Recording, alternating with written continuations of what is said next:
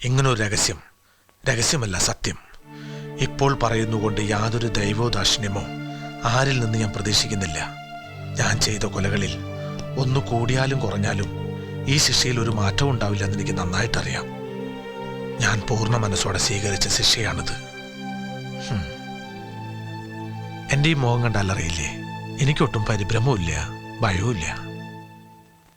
പിന്നെ ഇപ്പൊ ഇങ്ങനെ ഒരു മനമാറ്റത്തിന് എന്താ കാരണം? ഒരു കാരണം ഞാൻ ആദ്യം പറഞ്ഞത്, ദൈവം എന്നെ പ്രേരിപ്പിച്ചു വന്നത്. മറ്റൊന്ന്, 7ാമത്തെ കൊല ആര് ചെയ്തു അവർ ഇന്ന് സമൂഹത്തിൽ മാന്യരായി കഴിയുന്നുണ്ടാവണം. തങ്ങളെ തൊടാൻ ആർക്കും കഴിയില്ലെന്ന അഹങ്കാരത്തിൽ. അസത്യം പറയുന്നതിനേക്കാൾ പാപമാണ് സത്യം പറയാതിരിക്കുന്നത്. അതുകൊണ്ടാവണം ദൈവം ഈ അവസാന നേരത്ത് ഇത് പറയാൻ എന്നെ പ്രേരിപ്പിച്ചത്. ആരാണ് ഇതിൽ 7ാമത്തെ ആൾ?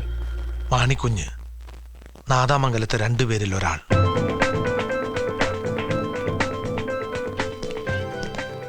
എന്നാ വിധി നടപ്പാക്കേണ്ട ദിവസം?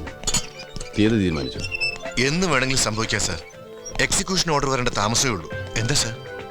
നത്തിങ്.